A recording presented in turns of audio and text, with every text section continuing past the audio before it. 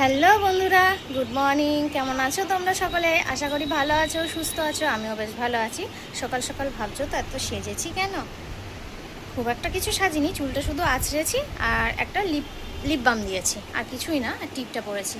এই কারণ সকালে গেছিলাম, আজকে যেহেতু মঙ্গলবার, লাড্ডু নিয়ে আসা হয়নি কালকে, সকালে আবার ছুটলাম লাড্ডু আনতে।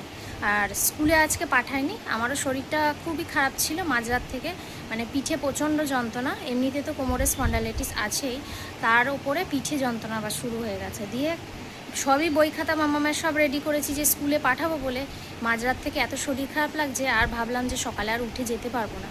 তার মধ্যে হয়েছে কি, আমার শরীর খারাপ হলেও হতো, মামামের কালকে সন্ধ্যা থেকে পেটটা একটু ফেপে ফেপে আছে, আর পেটটা বলছিল ব্যথা। তাই আমি ভাবলাম যে স্কুলে পাঠালে যদি আবার কিছু হয়, ওই জন্য আর আজকে স্কুলটা পাঠালাম না, বিশেষ করে ওর শরীরটার দিকে তাকিয়ে। আর ভাগ্য বলো পাঠায়নি।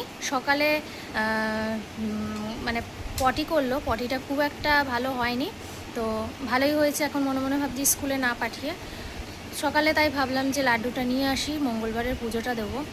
আর এই যে মাম্মাম এখানে খেলা করছে, এখন ওকে খাওয়াতে বসিয়েছি। খাওয়াচ্ছি হচ্ছে কাঁচা কলা সেদ্ধ দিয়েছিলাম সকালে, কাঁচা কলা সেদ্ধ দিয়ে অল্প একটু ভাত নিয়ে এসে ওটাই ওকে খাওয়াবো। চলো, আজকে ওয়েদারটা খুবই খারাপ। খারাপ বলতে সকাল থেকে বৃষ্টি হয়নি, গরম তো খুবই, আর একদম একদম মেঘলা মেঘলা ওয়েদার দেখায়। দাঁড়াও, দেখো সারা আকাশ জুড়ে মেঘে ভর্তি হয়ে আছে, কখন যে বৃষ্টি নামবে তার কোনো ঠিক ঠিকানা নেই। আর এই যে মামামকে খাইয়ে দিই, তারপর আমি খেতে বসবো। রান্নাবান্না কিছুই এগোতে পারিনি, শুধু করেছি ভাতটা। আর কি দেখি রান্না করি পরে তোমাদের সঙ্গে শেয়ার করব। এখন মামামকে খাওয়াই, আমি একটু টিফিন করব, আমিও ভাবিনি কি খাবো। চলো এখন রাখি, মামামকে খাওয়াই, পরে কথা হচ্ছে, টাটা। মামামের সাথে সাথে আমি কালকে রুটি ছিল সেটা গরম করলাম, আর বেগুনটা ছিল, সে বেগুন ভাজাটাও গরম করে নিয়ে এলাম। মামামের সাথে আমি খেয়ে নিই, তারপরে রান্নায় ঢুকবো। এখানে কাটাকুটি করে সবজি সব কেটে নিয়েছি। এখানে একটু আলু পোস্ত হবে, আর চিকেন আছে অল্প একটু, তখন দাদাভাই বললো চিকেন দিয়ে রাতে রুটি খাবে। আর এখানে দুটো পটল ভাজি, কারণ মাম্মামও খাবে না, ওর বাবাও খাবে না রাত্রে, আমিই খাবো খাওয়ার মধ্যে। আর এইগুলো দেবো, আলু আর গাজর দেবো মাংসতে। মামামকে স্নান করিয়ে দিয়েছি, ও খেলছে।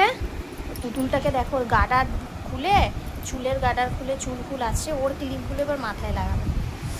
আমারও স্নান ধান হয়ে গেল, এবার করব। এটাও মেঘও চলে এসছে, বা ছাদে জামা কাপড় মেলে এসছি, কী হবে কে জানে। আর আনতে পারছি না, এখন থাক, কিছুক্ষণ পর আনবো। এই বৃষ্টির কোনো গ্যারান্টি নেই, একবার হয়। কালকে জামা কাপড়গুলো কেচে দিয়েছি, এগুলো এখনও একটু একটু ভিজে আছে বলে এখানে মেলা আছে, এবার করব পুজো।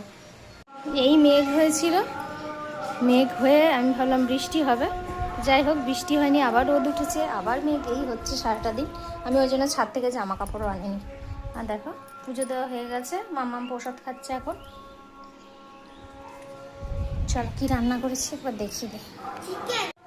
এই ছোট্ট হাঁড়িতে আমাদের ভাত মামের, এটা মামামের কাঁচা কলা সিদ্ধ দিয়েছি আজকে, পটল ভাজা, এই হচ্ছে আলু পোস্ত, এখানে থানকুনি পাতা মামাম খাবে, আমরা চাটনি, আর এখানে চিকেন হয়েছে।